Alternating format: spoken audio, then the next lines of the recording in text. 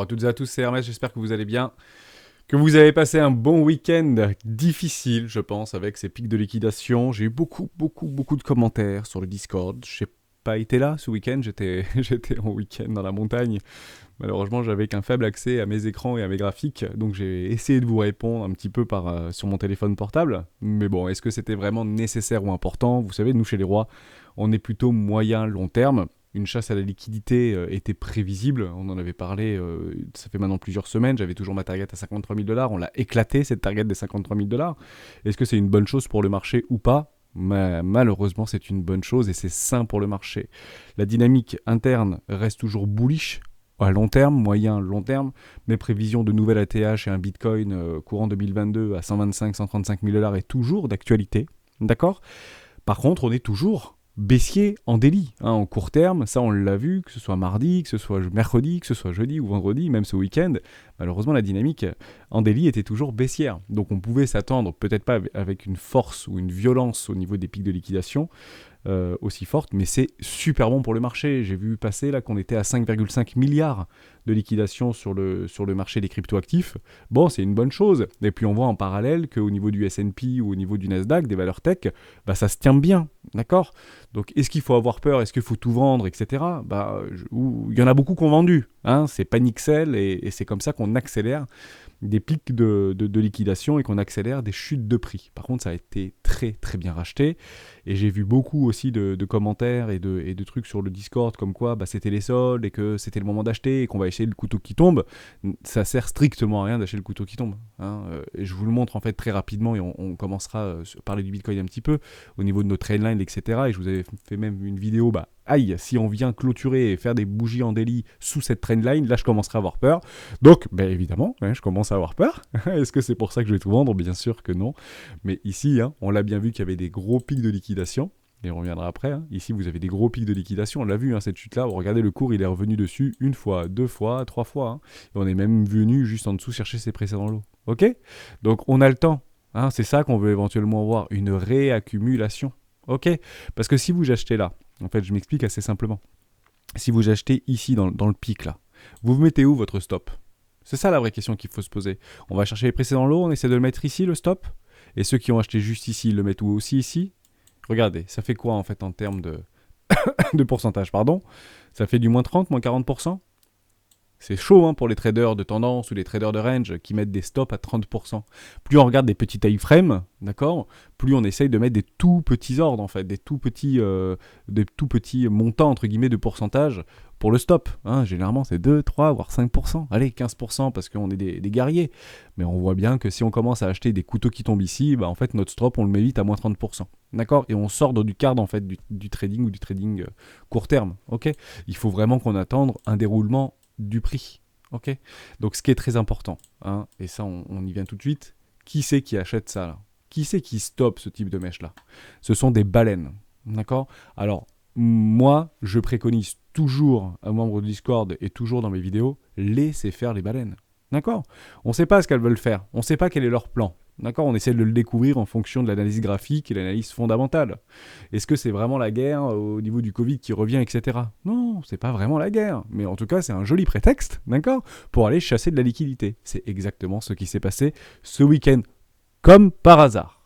Comme par hasard, le vendredi soir à minuit, 1h du matin, on a fermé les écrans, on part en week-end, on se tape dans la main, on a clôturé au niveau de notre range, c'est super. Non, allez, on y va maintenant, parce que c'est le meilleur moyen de faire paniquer les gens. Tout simplement. D'accord? Bon, on y revient, on parle tout de suite, on envoie notre petite intro que j'adore maintenant. Allez, avant de commencer, j'aimerais quand même vous inviter à rejoindre le Discord des rois du marché. On est plus de 700 aujourd'hui sur le Discord, merci infiniment. Vous êtes extrêmement nombreux, vous y trouvez bien sûr à l'intérieur une petite documentation d'une stratégie qui s'appelle les 4 rois, qui est plus que jamais utile aujourd'hui. Et puis j'ai beaucoup de membres qui me disent, ça y est, je passe à la stratégie des 4 rois, c'est la meilleure, etc.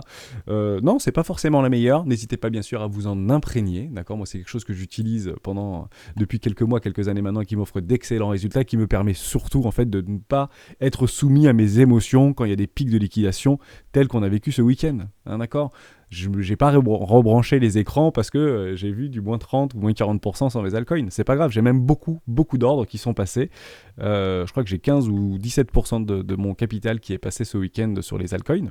Donc c'est très très bien et je suis déjà en gain. Pourquoi ? Parce que ça a rebondi de 30% dès le dimanche. Donc c'était très très bien. Ok ? On suit la stratégie. Tout est expliqué dans la stratégie des 4 rois. N'hésitez pas. Merci aussi à tous ceux qui ont répondu au questionnaire. Je suis en train ce lundi matin de tout faire passer et jusqu'entre midi et 2, je vais m'y mettre pour faire tout le monde passer en membre confirmé qui aurait répondu au petit questionnaire. Je rappelle que c'est un questionnaire qui permet aux membres en fait pour moi en fait de savoir qui sont les membres du Discord pour mieux les connaître et apporter un maximum de valeur en fonction de la population qu'on peut avoir sur le Discord. Il y a énormément de gratitude, énormément de bienveillance sur le Discord et je trouve ça juste dingue en réalité.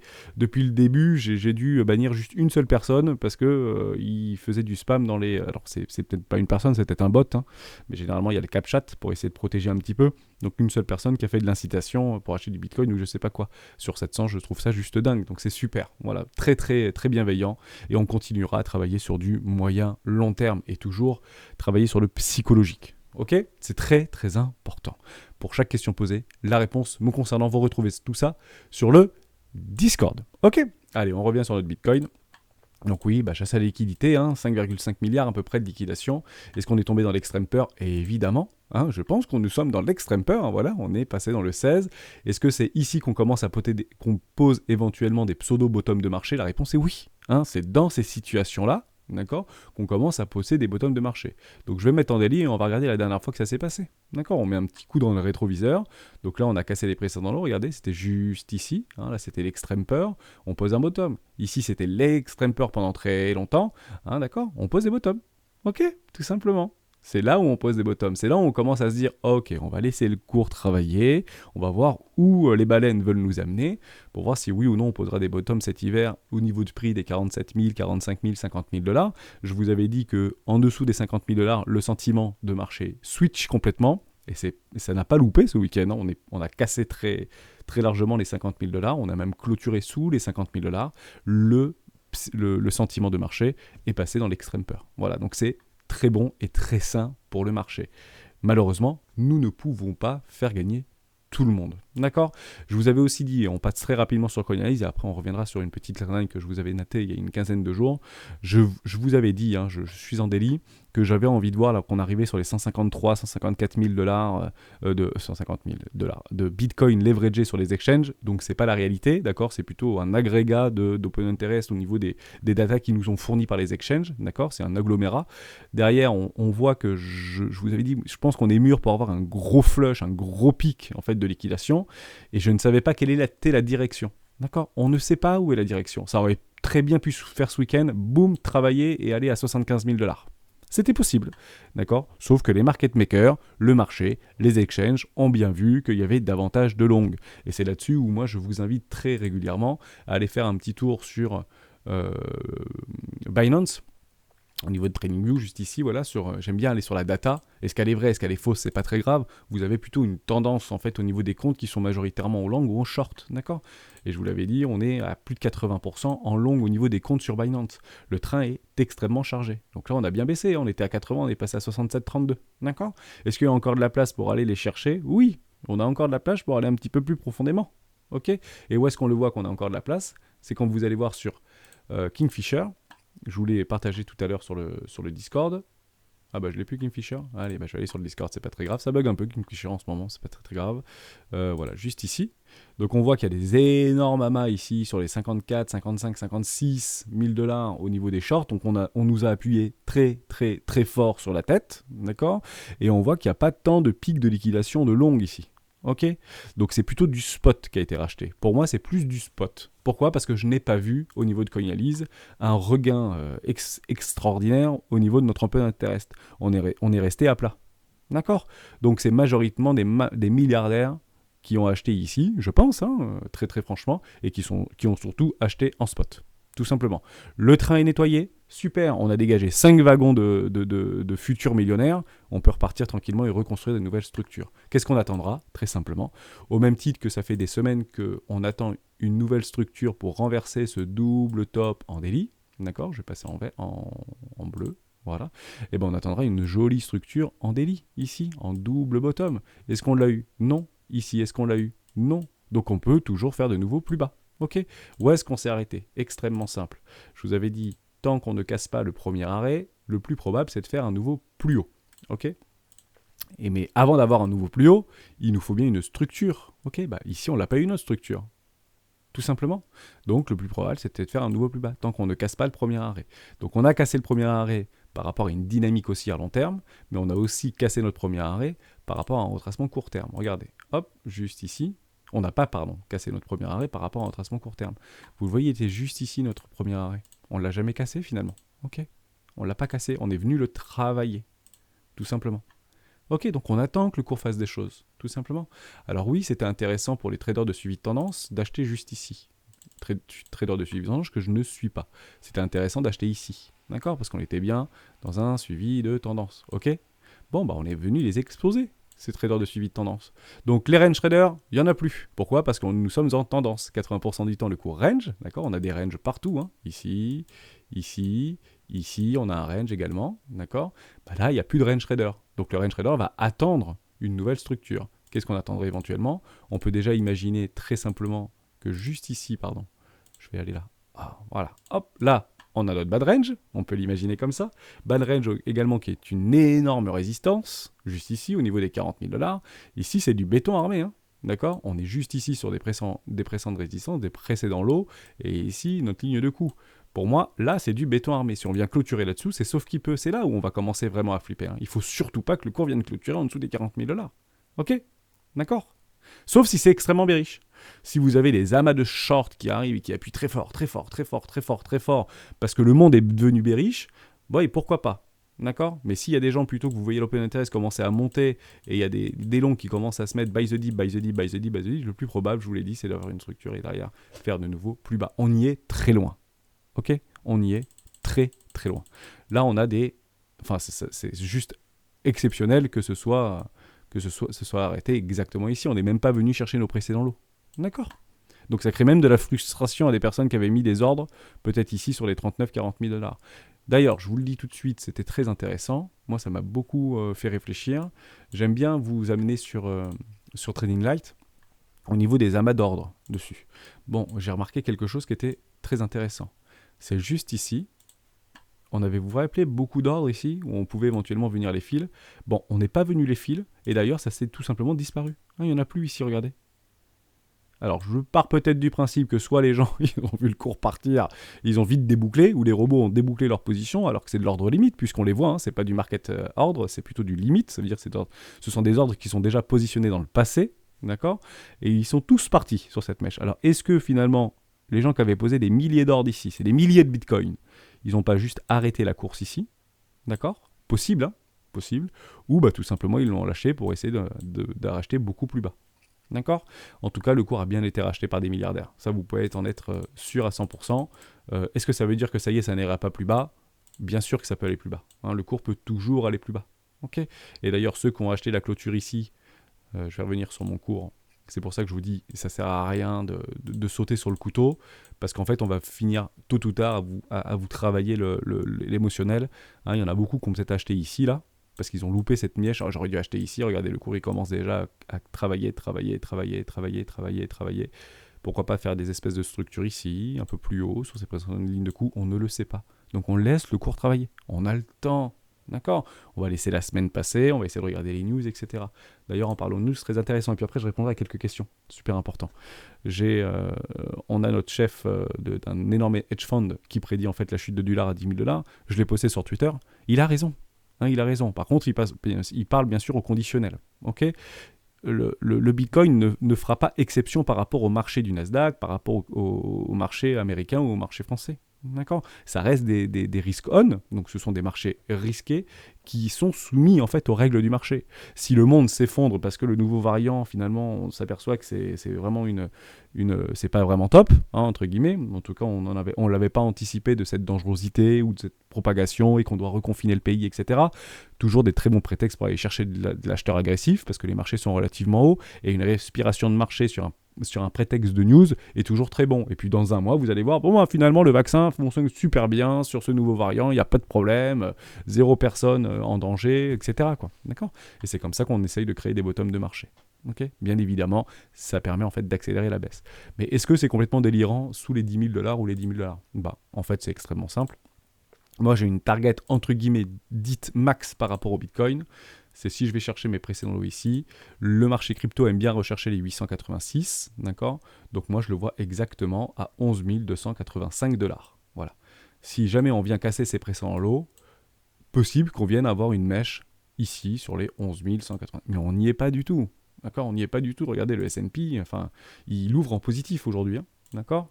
Regardez, hein, il reprend des couleurs. Hein, d'accord ? On est en positif. Ça veut dire qu'il y a de l'achat sur le marché américain. Donc ça ouvrira en plus. Bon, bah c'est super. D'accord ? Donc pas d'inquiétude. Qu'est-ce qu'on a fait par rapport au précédent mouvement sur le S&P ? Bah regardez, hein, pas compliqué. On est revenu de tracer de moitié le précédent mouvement. Bon, bah super. Ok, on est en train de travailler notre premier arrêt. C'est pas très joli. Hein, on peut imaginer un de nouveau plus bas et venir travailler dans une zone de rechargement. Mais là, on a posé des précédents bottoms. Hein, c'était il y a longtemps, c'était en octobre. Enfin, il y a longtemps. C'était en octobre dernier. D'accord ? Donc, on a quand même le time. Ok ? Patience. Tout va bien. Pour l'instant, la dynamique sur le S&P, sur les cryptoactifs, est totalement bullish. Totalement bullish. Je reviens une dernière fois sur le BTC, sur le Bitcoin, parce que je voulais vous montrer ça. Hop, je clôture. Donc vous avez compris la petite news à 10 000 $. Bah oui, 11 000 $, c'est complètement possible sur les 886. Pourquoi ? Parce que beaucoup d'altcoins y sont. Et ils sont même retournés ce week-end sur ces niveaux-là. Alors personne ne le voyait. On va tracer notre trendline. Je vous avais dit, aïe aïe aïe, si jamais on vient clôturer, on commence à travailler en daily sous cette trendline, c'est pas bon. Et ben je vous le dis, c'est pas bon, parce qu'on est venu clôturer sous cette trendline. Moi j'aimerais que très rapidement on revienne au-dessus de cette trendline. Hein. C'est important qu'on revienne au-dessus des 53 000 $. Très très important. On reviendrait en fait éventuellement dans un énorme range. Hein, l'énorme range il est ici. Ok, on l'a notre énorme range. J'ai envie qu'on revienne au-dessus de ce range et qu'on revienne travailler ce range là. Là on a vraiment la tête sous l'eau. Les acheteurs qui sont ici ont la tête sous l'eau. Vraiment. Hein. Comme ici, hein, les acheteurs avaient la tête sous l'eau. Qu'est-ce qui s'est passé ? Une accélération de la baisse. Est-ce que la baisse est suffisante ? J'ai l'impression que oui. Voilà, j'ai l'impression. En tout cas, elle est suffisante au niveau de la psychologie du marché et du comportement de marché actuellement, d'un point de vue psychique. D'accord ? On est dans l'extrême peur, et c'est ce qu'on recherche. Par contre, je pense aussi qu'on va ranger. Hein. On va faire quelque chose comme ça pendant quelques semaines, parce que là, personne ne veut appuyer sur le bouton acheter. On est bien d'accord ? Hein ? Il n'y a personne qui veut acheter. Tout le monde voit le truc à 10 000 maintenant. D'accord ? Donc on va attendre que le cours continue à consolider. Très très important aussi. On part sur Ethereum très très bien. Bon, Ethereum, elle nous a fait une espèce de dark mode en weekly. Ça a clôturé en plein milieu du range. Alors, juste ici, on est d'accord. Hein, ça a bien clôturé là. On a une espèce de mèche qui vient sur les 5 000 $ et qui descend sur les 3 200 $. Bon, Dark Maul, vous savez, le sabre laser de Dark Maul, là. Ça, ce sont des bougies, des dojis d'indécision la plus totale. Ok, donc on vient de recréer notre range, hein, clairement. On est dans un énorme range qu'on a créé sur ces deux part en part de cette bougie-là. Ok, donc on a un bas de range qui est ici et un... Oups, pardon, je ne vais pas le mettre en bleu, je vais le mettre en vert, voilà celui-là, pas en rouge. Et ici, d'accord, on a un super range là sur Ethereum. Bon, ce qui est super intéressant, c'est qu'on a réintégré le précédent range qu'on était. Donc ça, c'est super, regardez, hein, ça a clôturé juste ici en daily. Hein. Donc, grosse dominance concernant l'Ethereum. Et quand je dis Ethereum, pour moi, c'est l'ensemble du cryptoactif. Il y en a qui sont moins forts qu'Ethereum, bien évidemment. Et ça, vous pouvez les rechercher en faisant les paires, par exemple, je ne sais pas moi, BAT, par exemple, Ethereum, qui est le plus fort, hein, tout simplement. ETH, on valide. Bon, bah on va... Oh, une jolie structure quand même. Ah, j'aime bien ces structures, ce BAT. Bah, BAT pourra éventuellement être plus fort qu'Ethereum. Hein, réfléchissez-y. C'est intéressant. J'adore ces structures de pump là. Boum, boum, ça revient, mais ça vient pas casser les précédents lots. Pour moi, c'est dynamique et haussière. Bon, je voulais pas vous parler de ça. Hop, je vais revenir en arrière.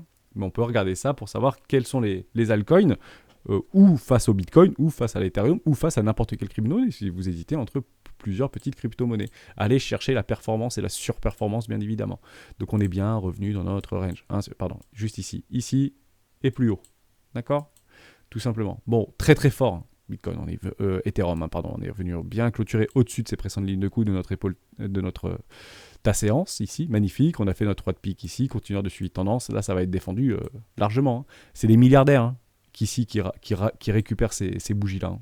Ok ? Si les gens veulent pas acheter ici, qui veulent acheter beaucoup plus bas, ou les gros portefeuilles veulent acheter plus bas, ça ira plus bas. Hein. Et là, on voit que ça ne veut pas aller plus bas. Ok ? Ça, c'est ce qu'on voit.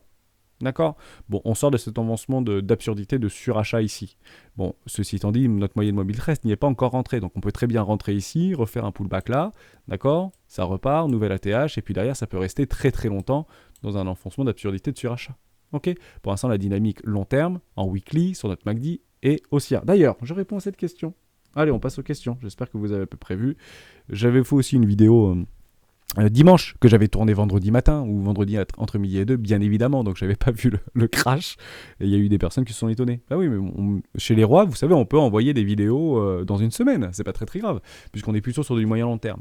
Ok? Bon, ça fait toujours un peu peur, évidemment, d'avoir des gros pics de liquidation. Mais bon, c'est pas la première fois que ça arrive en fait tous les mois sur le Bitcoin et sur Ethereum. Donc voilà, patience, tout va bien, la dynamique long terme est haussière. Bon, à quel moment elle sera redevenue bearish et éventuellement, potentiellement, repartir dans un pseudo bear market? Je vous le montre, comme ça on sera totalement sûr. C'est qu'à un moment donné, on doit aller rechercher en weekly, ce VTOP ici. On est d'accord que ici en weekly, c'est un VTOP, au même titre que ici c'était un VTOP, au même titre qu'ici c'était un VTOP, et aujourd'hui qu'ici c'est un VTOP. D'accord? Donc à chaque fois, on l'a repercé. À quel moment ici on l'a pu repercer? Ici. D'accord, on est bien revenu sur nos 618. Ok. D'ailleurs, je vous le montre en 1000. C'est très très drôle. Regardez ça. Enfin non, c'est pas drôle. On est d'accord qu'on n'est pas dans une situation de rigolade. Mais techniquement, regardez exactement où cette petite mèche est allée chercher. Dans une zone de rechargement d'achat moyen terme. Juste sur nos 618. Touc, petite bougie. Voilà. Beaucoup d'ordres étaient placés ici sur les 0,618. Évidemment. Chiffre d'or, Fibonacci qu'on adore chez les rois. J'en parlerai, j'essaierai de vous faire une vidéo sur les retracements Fibo, qu'est-ce que c'est, pourquoi on l'utilise sur le trading, etc. Et pourquoi moi je l'utilise. Parce que ce sont des règles universelles, tout simplement. Utilisées dans les algorithmes des robots traders et des bots de trading, tout simplement. Voilà, mais je ferai peut-être une vidéo plus longue par rapport à ça. On m'avait parlé par rapport au MACD. Qu'est-ce que c'est le MACD? On ne comprend pas très bien. Alors le MACD, c'est très simple. C'est la corrélation entre deux moyennes mobiles exponentielles qui sont corrélées par rapport au prix. Ok, le MACD, c'est ça. Donc ça sert à une seule chose, je vous l'avais mis dans la vidéo sur les indicateurs techniques que vous avez ici, d'ailleurs, toujours sur le Discord. J'avais fait un petit laïus, mais peut-être pas rentrer dans l'hyper détail. C'est juste l'idée de travailler sur une dynamique de prix, ni plus ni moins. Donc moi, je ne l'utilise pas à court terme, je l'utilise plutôt à long terme, et j'attends, comme sur le prix, des structures de marché. Pourquoi j'attends des structures de marché sur le MACD comme sur mon prix? C'est tout simplement une moyenne exponentielle par rapport à un prix. D'accord, on travaille des moyennes mobiles exponentielles par rapport au prix d'un actif. Donc, j'attends des structures sur un prix comme j'attends des structures sur mon MACD ou également sur mon RSI. Moi, je préfère le MACD. D'accord, c'est juste une approche personnelle. Ok, donc c'est ça le MACD. C'est la différence entre deux moyennes mobiles exponentielles qui récompensent ou qui met en avant de son expansionnalité des moyennes mobiles qui sont courtes. Voilà. Moi, je suis en 9 périodes, par exemple. Je suis en 12, 26 et 9 périodes. Parce que c'est le truc basique, en fait, qu'on utilise sur les marchés traditionnels. Vous pouvez modifier les périodes directement ici dans les catégories. Hop, paramètres d'entrée. Moi, c'est le truc basique que j'ai mis. Je l'ai un peu mis en bleu parce que j'aime bien le bleu. Vous faites un peu ce que vous voulez. Mais techniquement, voilà, tout le monde utilise ça sur les marchés traditionnels. On peut faire un peu différemment sur les cryptoactifs. Pourquoi? Parce que c'est ouvert 24 heures sur 24, 7 jours sur 7. D'accord? Donc vous pouvez un petit peu le customiser si vous voulez. Mettre un 13, 31 et 12 ou 13, j'en sais rien. Moi, je veux voir ce que voit un maximum de personnes. Je le répéterai jamais assez. Donc voilà, j'espère que j'ai répondu à ta question par rapport au MACD, tout simplement. Mais il y a plein de trucs sur Internet, il n'y a aucun problème. On peut aller regarder sur Internet, il y a énormément d'informations là-dessus. Ok, donc pour l'instant, patience. Est-ce que c'est intéressant sur des altcoins ou pas d'aller faire des petits achats? Et ça, c'est... je ne sais plus qui c'est qui me l'a demandé. Je ne sais plus, donc j'ai oublié, je ne l'ai pas noté pour ICP. Et bon, on va y venir sur ICP, j'en avais déjà beaucoup parlé, je suis rentré dans ICP, d'accord? Donc aucun souci, pourquoi? Parce que le truc est en train de se péter la tronche, donc j'ai bien perdu sur ICP, d'accord? Donc tant qu'on ne vient pas casser nos précédents lots, ce truc est toujours bullish, mais je pense qu'on a bien pété nos précédents lots. Voilà, donc moi j'ai acheté là, bravo Hermès, on est content ou on n'est pas content là, d'avoir acheté ici? Donc on vient d'éclater ou pas nos précédents lots? Ouais, on est en train. Est-ce qu'on a clôturé sous les précédents lots? La réponse est non. Donc, est-ce que c'est intéressant de mettre une bise sur ICP? Je sais pas, en tout cas, vous l'achetez beaucoup moins cher que moi. Si on vient clôturer en dessous ici, pas bon. Mais pour le coup, est-ce que Hermès peut remettre une pièce? Éventuellement, oui. Parce qu'on a bien perdu nos 40% là. D'accord, j'ai pas mis all-in sur ce truc. On a perdu. Là, on est à moins 40, moins 42%. Donc, je vais regarder un petit peu. On rentre dans un enfoncement de survente ici, complètement absurde. L'OBV, un peu, c'est cassé du marché. C'est pas con, mais il y a des gros pics de volume. Donc, que ce soit à la vente ou à la baisse, ça veut dire qu'il y a du volume. Ok. Donc, je préfère avoir du volume vert, moi. J'ai pas envie de voir du rouge. Bon, techniquement, ce truc est encore en vie tant qu'on vient pas casser ses précédents lots. Et je pense que tout le monde pense que ça va péter ses précédents lots. Oui ou non? Bon, j'en sais rien. D'accord? Je ne sais pas. Je ne sais pas si oui ou non ce truc va faire de nouveau plus bas. En tout cas, je vais probablement remettre une petite position ici, personnellement. Voilà, vous faites ce que vous voulez. Moi, je prends ce truc. C'est une grosse volate. Enfin, c'est une grosse market cap. C'est un mec qui a de la bouteille, en fait, qui est là-dedans, qu'on aime ou qu'on n'aime pas. Je vous laisserai vous renseigner sur le fondamental. Mais bon, ce truc vient d'être listé, il a déjà pris une cartouche de moins 90%, et je vous l'avais dit dans une précédente vidéo, c'est pas parce que quelque chose a déjà pris moins 90% que ça ne peut pas reprendre moins 90%, puisqu'on vient déjà reprendre sur une latéralisation moins 40%. Ok? C'est pour ça qu'on lisse nos achats par l'entrée. D'accord? Bon, je vais réfléchir pour remettre peut-être une petite pièce là, d'accord? Mais j'aimerais que ça revienne vite quand même. Ou éventuellement, j'attends une structure. Je pense que j'attendrai plutôt une petite structure en délit. Hein? D'accord? Pour les plus patients, on attend une structure en délit, on met pas un truc là comme des cow-boys. D'accord? On ne sait pas ce que va faire le cours, on n'en sait rien dans quoi on rentre. On a quand même beaucoup d'incertitudes à la fois sur les marchés, au niveau de la Fed et au niveau du Covid. Donc pourquoi pas attendre une petite structure de retournement? D'accord? Parce que ce truc, bien sûr, peut faire de nouveau plus bas. Voilà, c'est à votre interprétation. Renseignez-vous bien, c'est vous qui prenez la décision d'appuyer sur acheter ou pas. Je réponds à une petite question également de Koji 2. Elle me pose la question, il me pose la question, est-ce que toi tu as un Ledger, est-ce que toi tu es sur quelle plateforme, est-ce que tu nous peux faire un topo sur les frais, etc. Alors concernant frais des plateformes, je vous laisserai regarder les frais des plateformes. Enfin, dans ma stratégie à moi, en fait, j'irai chercher la plateforme la plus liquide, donc généralement FTX, Binance et Bittrex par exemple, d'accord. Même si je suis aussi sur Bitpanda parce que je trouve ça sympa et puis c'est des Suisses et j'aime bien, hein, voilà. Ils sont validés par l'AMF, etc. Donc c'est quand même facile d'acheter de la crypto chez eux, alors qu'ils nous bloquent sur Binance, etc. Quand on veut faire des paiements ou des virements, c'est un peu gonflant, mais c'est comme ça, c'est pas grave, nos banques préférées. Mais sur Bitpanda, par exemple, ils ferment les yeux parce que c'est complètement validé, quoi. C'est comme un peu des gyros, ça a été validé par l'AMF. Enfin, ils ont 3 ou 4 accréditations, et notamment européennes et françaises, donc c'est le top. Oui, je suis sur plusieurs exchanges. Est-ce que j'ai un Ledger? Oui, j'ai un Ledger. D'accord, parce que je fais plutôt du moyen long terme. Par contre, je répondrai quand même à une question très importante. Ah oui, est-ce que c'est important de mettre la double notification? Oui, alors moi j'ai la double notification sur Google ou sur Microsoft sur absolument tous mes comptes. D'accord? Donc que ce soit sur Gmail ou que ce soit sur Netflix. Ok. Donc moi, dès qu'il y a le Google Authentificateur ou le machin authentificateur, je le fais. D'accord, et je vous invite très fortement à le faire. Hein. Un mot de passe ne suffit pas. Donc on parle d'argent, d'accord. Donc c'est quand même, il faut le sécuriser. Il y a des outils qui nous permettent de le sécuriser, des outils qui sont gratuits qui nous permettent de le sécuriser. Et autant le faire, d'accord. Bon c'est un peu pénible, hein, même avec l'empreinte digitale ou je sais pas quoi. Bon faites-le. Si vous êtes constamment en train de déverrouiller votre téléphone, essayez de mettre un truc sur l'empreinte digitale, ça peut aller peut-être un peu plus vite. À voir, d'accord. Par contre, je vais répondre à une question parce que c'est revenu plusieurs fois dans le Discord. Où sont nos cryptos quand on est sur FTX, sur Bittrex, sur Binance, etc. Qui détiennent nos cryptos? Je vous le réponds, c'est très simple, c'est Binance qui détient nos cryptos. Ok. Même si vous achetez des cryptos en spot, d'accord, vous avez des vrais bitcoins sur votre compte exchange Binance, vos bitcoins ne sont pas chez vous. Ils sont dans la blockchain, d'accord, ils sont sur les petits livres, sur les petites écritures sur le protocole Bitcoin, mais c'est pas vous qui avez votre clé. Ok, la clé privée, c'est celle de Binance, c'est pas la vôtre. La seule façon en fait de détenir vos propres bitcoins, c'est de sortir en fait ou de récupérer vos mots-clés, vos 10 mots-clés ou 20 mots-clés, plus éventuellement un ledger ou une clé physique, même un bout de papier si vous voulez. Comme ça, vous avez la propre propriété de vos bitcoins. Je ne rentrerai pas dans le détail, mais je réponds juste à la question, est-ce que quand je suis sur Binance et que j'achète du bitcoin, est-ce que les bitcoins m'appartiennent? Oui, d'accord, mais est-ce que si Binance disparaît demain pour X raisons, est-ce que vous avez encore vos bitcoins? La réponse est non. Hein. Vos bitcoins disparaîtront avec Binance. Est-ce que ça va arriver demain?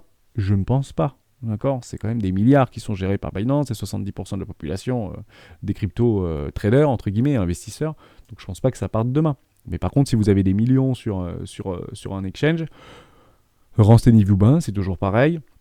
Et mettre votre petit capital parce qu'il y a toujours beaucoup qui ont cette idée de valeur refuge avec mes lingots d'or ou des choses comme ça, ou sous mon matelas ou dans un petit coffre-fort à la maison. Bah, c'est génial parce que Bitcoin, en fait, c'est pas besoin d'un coffre-fort, il n'a pas besoin de faire 3,5 kg, c'est juste une petite clé USB que vous pouvez acheter directement sur le site de Ledger. Très important, vous ne l'achetez pas sur le bon coin, ok? Parce que sinon les mots, peut-être que vous les avez pas. C'est peut-être eux qui les ont. En tout cas, ils les ont recopiés sur un autre bout de papier. Faites très attention, renseignez-vous bien. Je fais pas de laïus là-dessus. Mais c'était juste pour répondre à cette question que quand vous achetez du Bitcoin sur une plateforme, malheureusement, oui, ce sont vos Bitcoins, mais les Bitcoins sont sur la plateforme. La clé privée, c'est la plateforme, c'est pas la vôtre. D'accord? Donc vous pouvez les sortir sans aucun problème. Moi, j'ai beaucoup sur les exchanges, ça me dérange pas. Parce que j'ai fait mes recherches de mon côté. Ok, comme ça, je vous dis un peu ce que je fais et comment je le pense. Je finis sur un dernier truc très important. C'était par rapport à Alibaba, j'en avais parlé dans la vidéo de dimanche. Voilà, Alibaba change de direction financière, donc ok, l'action s'écroule, ça dégage au niveau du COMEX, bien évidemment. JO Paris 2024, le sponsor Alibaba inquiète, ok. Donc on augmente l'incertitude et la peur quand le truc commence à partir. Également, j'ai vu ça passer il y a 2 semaines, et ça a commencé là, à peu près la chute ou l'accélération de la chute. La sanction du régulateur chinois fait chuter des profits dus à une amende record de 2,3 milliards d'euros. Bon, on rappelle qu'en Chine, c'est communiste, d'accord? Donc on peut dire qu'il y a une forme de... Non, c'est communiste. Donc on n'a pas le droit de gagner beaucoup d'argent en Chine. En tout cas, il faut vite redistribuer les denrées ou les profits. Donc comment ça passe pour essayer un petit peu démocratique? Ça passe par une pseudo... je ne connais pas le marché chinois ou le parti chinois, je ne suis pas rentré dans l'hyper détail, mais techniquement, c'est plus une redistribution de valeur plutôt qu'ils ont fait des conneries. D'accord? Nous, on le voit comme si... Alibaba faisait des bêtises. Non, c'est juste une redistribution de valeur complètement normale parce qu'ils sont 1,2 milliard habitants, 200 millions d'habitants, et que si ça commence à jager dans les chaumières parce qu'Alibaba gagne tout le fric ou prend trop de fric, il faut vite le redistribuer. Okay, l'objectif d'un parti, c'est de rester le plus longtemps possible, et notamment du parti chinois. Donc c'est de la redistribution complètement normale, c'est de la redistribution du peuple. Est-ce que c'est bien? Est-ce que c'est pas bien? Aucun jugement de valeur par rapport à ça. Mais ils n'ont pas perdu 2,3 milliards, ils vont les récupérer dans une semaine, ou dans 1 an, ou dans 2 ans. Moi, j'ai pas peur du tout de ça. Par contre, juste pour vous dire que moi j'attendais une structure de marché sur Alibaba. Maintenant qu'on est venu dans ma première classe, c'est pour ça que je vous en parle. Et sur toutes les crypto-actifs, comme ça me fait mon petit parallèle. Je reviens sur Baba. On m'a fait rire sur les commentaires YouTube sur Alibaba. Bon, on est dans l'œil du mal, d'accord? On va pas se mentir, ça se pète la tronche, d'accord? On vient de rentrer dans notre première classe ici. Donc, j'en ai pas pris, pour être honnête, je voulais en prendre. J'étais vraiment à 2 doigts d'en prendre là-dedans, en prendre là-dedans. Et finalement, j'ai dit, je vais attendre un peu parce que le mois de décembre, il est jamais très bon. Pourquoi il est jamais très bon le mois de décembre sur les marchés financiers? Parce qu'on prend la thune.